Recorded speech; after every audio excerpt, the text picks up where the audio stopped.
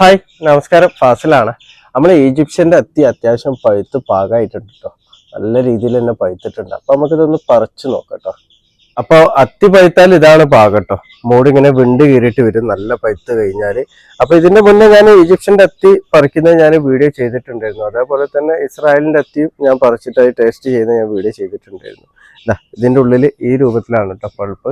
നല്ല മധുരമാണ് കേട്ടോ. ഇത് നല്ല പഴുത്ത് കഴിഞ്ഞാലാണ് ഇതിന്റെ മധുരം കിട്ടുക. ഇപ്പൊ ലേശം പഴുത്തിട്ടൊക്കെ നമ്മൾ തിന്നണമെന്നുണ്ടെങ്കിൽ ഇതിന്റെ കറ ചെറുങ്ങനെ ചുവയ്ക്കും. നല്ല മധുരം കേട്ടോ, പറഞ്ഞറിയിക്കാൻ പറ്റില്ല. കാരണം ചിലവര് വീട്ടിൽ അത്തി വെച്ചിട്ട് പറയുന്ന കേൾക്കാം, നമ്മൾ കഴിക്കും, പക്ഷെ നമുക്ക് അങ്ങനെ അങ്ങോട്ട് പിടിക്കുന്നില്ല. ചെറിയ തോതിലുള്ള ചമർപ്പാണെന്നൊക്കെ. നമ്മൾ ഇതുപോലെ പാകമായിട്ടാണ് പറിക്കുന്നതെന്നുണ്ടെങ്കിൽ നല്ല രീതിയിൽ തന്നെ മധുരം ഉണ്ട് കേട്ടോ. തോലിന് പോലും ചമർപ്പില്ല. മറ്റേതൊക്കെ ലേശം പാകത്തിലാണെന്നുണ്ടെങ്കിൽ തോല് കഴിക്കുമ്പോഴൊക്കെ ഒരു ചെറിയൊരു ചമർപ്പുണ്ടാവും. അങ്ങനെ ഒന്നുമില്ല, നല്ല രീതിയിൽ തന്നെ മധുരം ഉണ്ട്.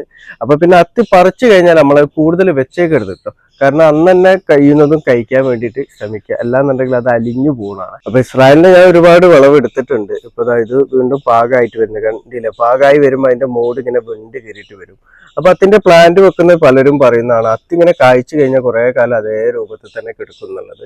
ശരിയാണ്. അത്തി അതൊരു പാകമായി വരാൻ വേണ്ടി ചിലപ്പോൾ 2 മാസത്തിന്റെ മേലെ 3 മാസം വരെ ടൈം എടുക്കും. പക്ഷെ പാകമായി കഴിഞ്ഞാൽ പെട്ടെന്ന് തന്നെ അത് നല്ല പഴുത്ത് അലിഞ്ഞു പോകുന്നതാണ് കേട്ടോ. അപ്പൊ ഈ ഒരു കാര്യം എല്ലാവരും ഒന്ന് ശ്രദ്ധിക്കണേ.